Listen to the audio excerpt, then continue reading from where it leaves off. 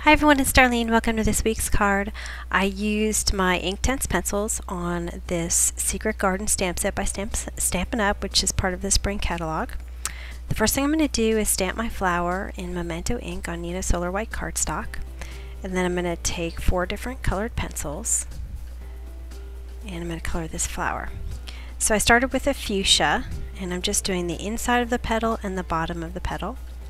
And then I'm taking my white and I'm just coloring right on top of the edge of the fuchsia and then out toward the outer of the petal. So here I am back with the white and I just color right over it and it blends in.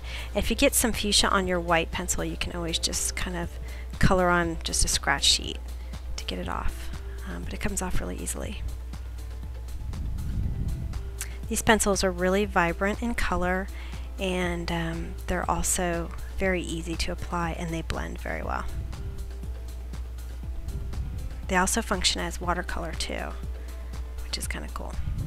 But I find that when I use them as watercolors, the color fades just a little bit, which is why I like to just use them right directly on the paper. So I'm going to use this process on each petal. And I'm just leaving that center portion of the petal white, or uncolored I should say.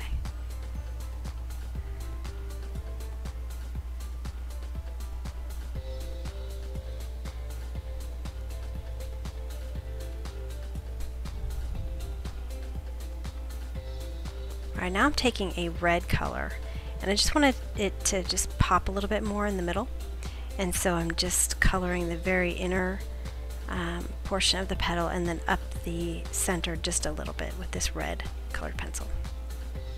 And then the middle stamen portion, I'm just coloring that in yellow. And this stamp set has matching die cuts, so I'm going to use one of the die cuts and run it through my Sizzix machine.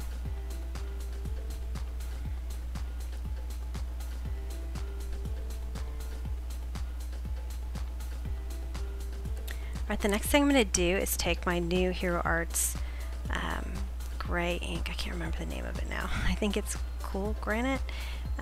Anyway, I'm just using that same flower stamp and I'm just stamping all around the card. And I used this ink for a background a couple of weeks ago.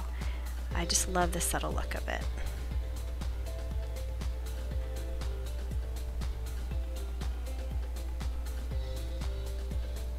I've got some Spellbinders dies. I'm just going to actually cut and emboss. It's really important that you emboss also, because that'll kind of mush your paper up into the die cut, which allows you to leave it in there and it won't move, and then you can use some distress ink around the edges and it'll create a white frame.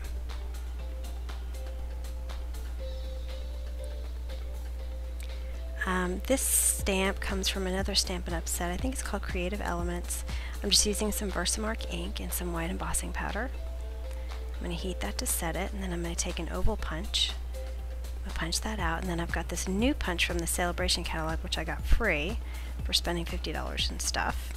And then a 3/4 inch punch circle for the top.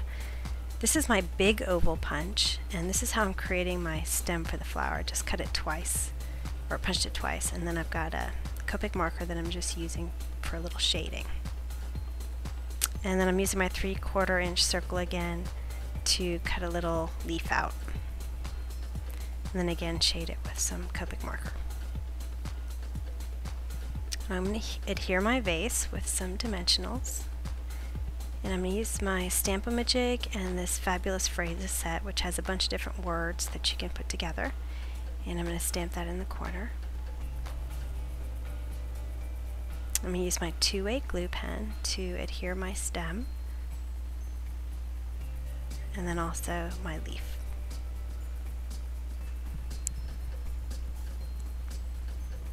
And then some dimensionals to pop up my flower.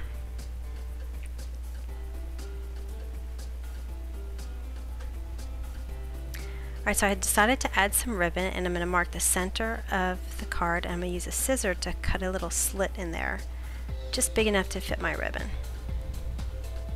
Took me a few tries because I didn't want to make the slit too big. So this ribbon is just, I think, about 1/4 inch, and it's organza. And now I'm also going to cut another slit in my panel here. I'm just using an X-Acto knife. And what I'm going to do is thread. You can see the dimensionals on there because I don't know what I was doing, but the first time I did this, I thought I did it a tricky way, but I didn't. I did it the long way, so now I'm going back to do it the long way. Anyway, so I just put the ribbon, thread the ribbon through, and very simply just tied a bow. And I used a glue dot to hold my ribbon down while I made my bow.